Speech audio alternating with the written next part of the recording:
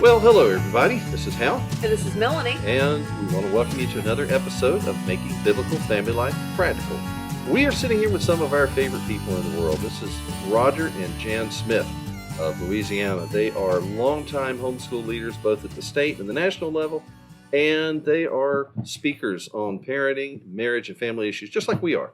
And wanted to talk with them about some of their experience and also introduce Roger's new book, which is Parenting with Influence. And we'll talk about that in a little bit. But welcome. We're glad to have you. Glad to be with you again. Well, it's our distinct pleasure to be with you and to join you on this. We've long respected your ministry. Well, thank you. Well, one of the things I love about the Smiths is that they are very practical. And that's something that's big to us is let's just not talk pie in the sky, but let's give parents practical ways to take the word of God and show it, live it out in their families. And that's something I really love about y'all. What do you think, what would you say the theme of your book is, Roger? Well, the reason that I began writing the book is because I saw the struggles that parents were having over struggling with controlling their kids. Yes. And saw that many people were going about it in ways that were really destructive. And so the subtitle of the book is really the theme, and it's the shifting your parenting style as you and your child grows. And so the children need different things at different stages. We are growing, they're growing, and we have to make all those adjustments considering those factors. So that's the theme is that we as parents have to shift and adjust. We really do. And we know that instinctively. Instinctively, we know you can't parent a 7-year-old like you do a 17-year-old or vice versa. Right. But we fail to make that shift when it comes down to it because we're not real clear when you make that shift. Right. Actually, Melanie, we feel like that our society almost got it backwards. Yes. That they let little children go wild and do things that they laugh and say is cute when that's a time when you should be training them and that they should better be able to be under your control. Mm-hmm. And yet as children get older and go into those teen years, they try to clamp down and start to control them, whereas we believe it's the opposite. Yes. That you should train and teach them when they're young, and then as they get older, you hope that they gain more and more self-control. Yes. And that the shift comes from control to influence. Well, and that's so true because when they leave our homes, they're going to need to be controlling themselves, hopefully with the help of the Holy Spirit. But that's right. the foundation that we're laying for them is to say, one of these days, mom and dad are not going to be there to give you directions. Right. We're not going to be there to put our hands on you and say, walk this way, don't walk that way. But rather, you hopefully have the discernment and the wisdom at that point to make wise decisions for yourself. And that doesn't happen by magic when they get to be 18, does it? No, it's not flipping a switch and suddenly they're an adult. And it is in stages. And the definition of parenting that we use in the book and really in all the things that we consider is parenting is the process of eliminating your child's need for you. Yes. And so Yeah. little by little, we've got to be training them, equipping them to not need us. And therefore, that means that we've got to give them some control because they can't learn to manage control unless they have some. Well, and that's something that we realize with ours. I mean, we have 8 children. You have 4 that have all grown to adulthood and they're doing their thing now and got their own families. And that's, we saw that too, that it required us to have the long-term view, not just how do I get through this stage? How do I get them to graduation? But rather, what am I preparing them to become? What do I want them to be when they reach some indeterminate age of adulthood and independence? And so that starts from the very beginning. Yeah. And whenever I ask people what are they aiming for, just like what you're describing, people never describe a job. Whenever I say, when your child is grown, what do you desire for them? Mm-hmm. They always use character qualities. Yes. And so we should be thinking about that whenever they're young. What are we doing that's actually instilling and training those types of character qualities, consideration, kindness, cheerfulness, whatever whatever the character qualities that we're aiming for, we should be thinking about those in every stage.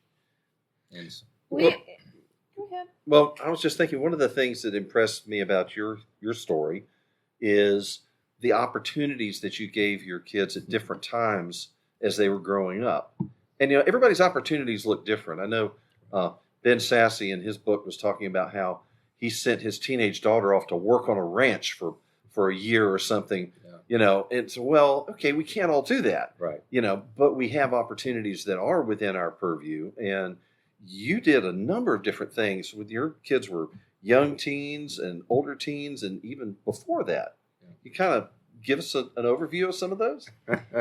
Well, we had a crazy life with the kids, but it was fun filled, and so it started as well. Really, when our oldest one, he was very competitive in a sense, and that whenever he was in Cub Scouts, his first year, they had popcorn sales. That was the big fundraiser in Cub Scouts. Well, he was determined that he was going to win, the prize for the top sales. And so we did help him learn how to sell the popcorn. We weren't going to do it for him. Right. What I see a lot of parents do is they'll take the sheet, go to work, and Make everybody feel guilty. That's right. But I said, Okay. no, if you're going to do popcorn sales, you're going to sell popcorn. Yes. And so we came up with a strategy. And so it started with things like that, that we didn't necessarily plan like, oh, we're going to train you to be a salesman. And but it was something that he had a natural inclination for. And so each child had its own giftings and interests. And so we used those things to look for opportunities for them to grow. And so what were some of the other things, Jan? We did do several entrepreneurial type things with the kids and that we did sort of as a family, and yet required them to participate in a tangible way. Like one of the things we did, we partnered with the coach at the junior high when she wanted to buy some new uniforms, and we made Rice Krispie treats. And so they were all 10 and under. The children. Our children were 10 and under, but 2 nights a week, we did this, factory assembly line making Rice Krispie treats, and they all participated, and and they bought a trampoline with that money that they made during that 4 or 5 weeks that we did that. And so it was also, that very thing was kind of training them a mindset that there didn't have to be a winner and a loser. We won, we made a profit, the kids made a profit in it. The coach got the money for the uniforms, and, the people that bought the snacks, they liked them too. So it was, there were a lot of layers to the benefits of little projects like that. And then they got to be bigger and bigger as the children got bigger and bigger and more capable of doing things. And so eventually they were running businesses and different things. And so, every situation offers an opportunity for training. And we as the parents, we really need to be thinking, where do we need our child to grow? And how can we use this thing they're interested in to develop those strengths? Absolutely. Why don't we take a minute and hear from our sponsor, CTC Math. See you in a minute. Are you looking for a new math curriculum? Well, CTC Math specializes in providing online video tutorials that take a multi-sensory approach to learning. Favorably reviewed in Kathy Duffy's 102 Top Picks and the Old Schoolhouse Crew Review. The lessons are short and concise to help your children break down concepts and appreciate math in a whole new way. The lessons are taught the traditional way, not to the test. Each one of the video tutorials is taught by an internationally acclaimed teacher, Pat Murray, who is renowned for teaching math concepts in a simple, easy-to-understand way and in only a few minutes at a time. Using a multi-sensory approach, having the combination of effective graphics and animation synchronized with the voice of a friendly teacher together with practical assessment, even students who struggled with math are getting fantastic results. And the ones that were doing okay before now are doing brilliantly. Visit CTC Math today and start your free trial. That's ctcmath.com.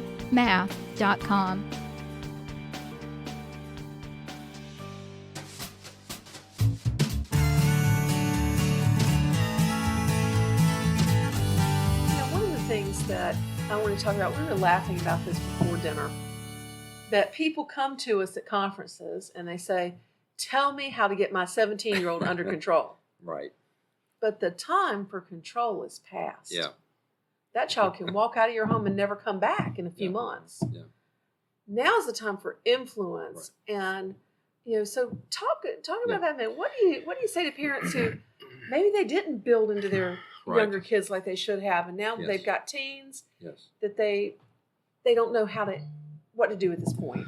Well, the way to influence is a strong relationship, and relationship is built on conversations. You were singing our song there, brother. Yeah. And so there, quite often it's hard to start the conversation with a teen if you've not really built those bridges early, but it's possible. In fact, one of the things I think is worth the money of the book is in the appendix. I have a conversation suggested questions to stimulate open conversation between you and your child at every age. Oh, good. And so some of them are teen related. So if someone's kind of in a stalemate with a teen, that the only way to get through that, I will say a good way to get through that. Yeah. There's never the Right. only way. Right. Okay. Right. Conversation. You got to have communication, and so it begins with asking good questions that don't feel like that there's a right or wrong answer. You're not laying a trap for your child. You are building a bridge with your child through conversation, and so then listening. yeah, That's exactly. something I find a lot of parents miss. Is if you're not listening to the little stuff, the stupid stuff, they're never going to share the important stuff with you. Right. Haven't you found that to be true? Virginia? Even overreacting Yes. to what they say. If we have a strong reaction, instead of tell me more about what you were thinking or how did that develop, some of those types of things where if we go, oh, you're kidding, I can't believe you did that. What were you thinking? Just... Then they're they going to shut learn down. not to say anything else. They're not Right. going to come back and talk to us. Now we can stop and say, I'm sorry. It's amazing how just being willing to say, I'm sorry, I overreacted. To say I was wrong Right. is so important to our kids when we do blow it, because we're going to blow it. We're sinners. To say I was wrong has opened so many doors with my kids. And when they're angry and I suddenly realize, oh my, I've blown it. And I say, you know what? I was wrong. Will you forgive me? And they're like, whoa. Yeah. Well, I mean, they already know know you. you're wrong. They know That's you're wrong. right. They just, That's they- right. I mean, in their, But you were in their willing to opinion, admit it. They just need to know that you knew you were wrong. Exactly. They don't think you're going to admit it. But now, isn't that true? Don't we find that in our adult lives that there are people that will blow it in some way, and you know it, and they know it, but they would never ever admit to it. And it may be people very dear to us. They may be people that we respect in other areas, but that ability to say, that I was out of line. I was mistaken. I overreacted, or I acted on incomplete information, and asking for their forgiveness. I mean, that is a very powerful thing, and what a powerful example to our kids. I want our kids to be better at that than I am. Yeah. And they're going to learn it from us. Well, if we don't admit we're wrong, there's no path to reconciliation and forgiveness. It starts with saying, I blew it, will you forgive me? And if you never say that, there's no way to really reconcile. Children really want a relationship with Yes. their parents. They want a Desperately. positive, healthy relationship. But they're amazingly resilient and willing to forgive. So if a parent feels like that they've not built that relationship, maybe they've blown it without asking and admitting fault, that they've been too controlling and they feel their child pulling away from them, it's never too late to start and say, I've been wrong. I've approached this wrong. I love you so much, and I am afraid I've been trying to control you. But can we talk? I care about what's going on in your life, and I want to do differently. It's never too late to have that conversation. No, That's and you right. said one thing is very, very important, and it's the word listening. And Yeah. so we can communicate these kinds of values, but at some point we've got to stop and really listen to what they're saying. Yes. And so that's the focus of that section in the book on questioning or questions to help you open those kinds of conversations. But that it's not going to work if you don't stop talking. That's right. Boy, that is so true. And that's hard though, because lots of times if you're angry with a teenager, you feel like they're heading the wrong direction and they're going wrong. It's hard to have the respect for them that you have to have that makes you listen, and they know that you don't respect them. But when you give them the respect and love to be quiet and listen to what they have to say, you're investing in the relationship, and that makes them so much more willing to hear what you've got to say. They already know what we believe. Oh, yes. Because if they're a teenager and they've been living in our home, they Mhm. already know what we believe. Mhm. We need to get to know what they believe. Yes. And ask questions to help them have more of a complete picture. Or Mhm. even if it's about an activity that they're discussing, wanting to go and do. I know that y'all did this, and I really respect that Mhm. y'all would find out more information. You Mhm. would, instead of giving them a mandate and a rule to follow, that you would then help shape their thinking Yes. to help them come to a wiser choice, because that's the goal, is to help Yes. shape their Mhm. thinking. Well, that's what we found, especially as they are on the verge of independence. I think adulthood, actually happens sooner than we like to admit, but they're not ready for independence until a certain point. And what I would like to see as they go forward is them asking for our opinion, asking for our counsel, but that what they want from us is the recognition that they are standing on their own feet and they have to make their own decisions and live with the consequences of it. And that's one of the things that I've appreciated as our guys have moved into adulthood. And I only say that because our two daughters are still at home and are not at that stage yet. But I've say- seen them perform like adults. So They- they may still be under their your early roof. adulthood is definitely there. Oh, they Yeah. definitely. But yeah, that our 14-year-old Mhm. ran the booth at one of the largest homeschool conferences in the country with adults under her authority. Yes, and did a fantastic job. Yes, she supervised adults and did a great job. But I think that was important in the relationship we have with our adult kids now, that we have throttled back entirely on the directive side, and to say, here is what I see, here is what I think I would consider if I were you, but you've got to make the decision. You're an adult. It's your decision. it's your choice, and that kind of frees them up to follow Where our they advice. can then ask your advice. Yes. Well, and it frees Not them up gonna where they can choose dictate. that they can choose to follow it, because we didn't make them do it. That's They right. had the free choice, and hey, that sounded like a wise choice. And you know what? We found that our adult kids seem to follow our wishes, if you will, a whole lot better than the adults that we know who have tried to control their kids Yes, that's much right. longer, because they're trying to struggle to They're trying to assert their prove their independence. independence. Exactly. Yes. I've always been amazed how when our children are young, we are very happy to give them independence when they gain that, like to be able to dress themselves, to put on their Yes. own shoes. We are Right. happy for them to Yay, do they those can walk things. without holding my hand. That's right. That's Yeah. right. And yet, the older they get, the harder it seems to be for us to relinquish the places of independence, like driving to the store Mhm. or doing some things that they are capable of in that junior high age. I know it was hard for us when our son first wanted to mow the yard. Yeah. That he actually wanted to mow the neighbor's yard for pay. And we said, you have to prove first you can mow our yard. Mhm. And he did that much younger than we ever would have suggested. But he wanted the independence of being able to mow the neighbor's yard. And so allowing them to do things that they are capable of, you let yours cook long before others Oh, yes. think that's possible. And Yeah. your children were cooking full meals at Yeah. 13. Oh, they were Mhm. cooking full meals at 9. Yeah, I hear parents over and over say, it gets harder and it gets scarier because the stakes are higher. And I'm thinking the stakes they're high, but the stakes of not, helping your child manage control, you Mhm. doing all the controlling, the stakes of that are extremely high Mhm. because I don't want that responsibility. I'm not the Holy Spirit.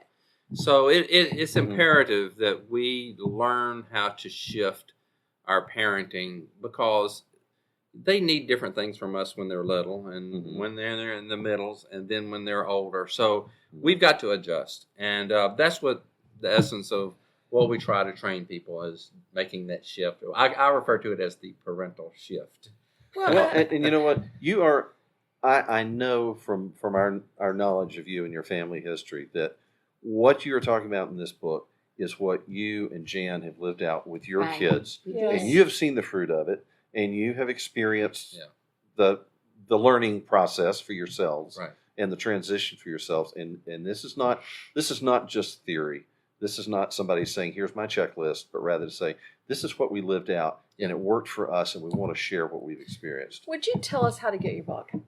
The best way is actually at my website, which is rogersmithmd.com. But it's available at wherever books are sold, all those online places. But rogersmithmd.com is a place that comes directly from us, and we usually throw in a little freebie with that. And tell us how they can listen to your podcast. Yeah, the name of the podcast is called Parenting Matters Now.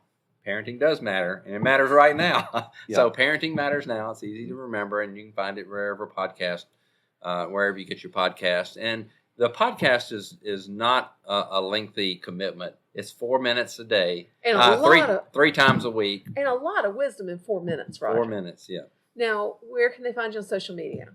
Well, I have a Facebook page that is, Parenting Matters Now. Okay. So if you... And so we've been talking with Roger and Jan Smith, dear friends of ours, and talking about Roger's new book, Parenting with Influence, Shifting Your Parenting Style as You and Your Child Grow, by Roger Smith, MD. Y'all, you need to get a copy of this book. It's really good. Thank you so much for joining us, Roger and Jan. You know what? I think we should have you back and talk about marriage. Let's talk about marriage on the next one. In the book, he references several times some of your books that have impacted us. Well, I feel honored. I am too. Well, till next time, I'm Hal. And I'm Melanie. And we appreciate you joining us as we try to take biblical principles into the 21st century family. So please join us again next time. Bye, y'all. You've been listening to Making Biblical Family Life Practical with Hal and Melanie Young. If you found this program interesting, challenging, and encouraging, why not join us on the web at halandmelanie.com. That's HALANDMELANIE.com. Or follow us on social media.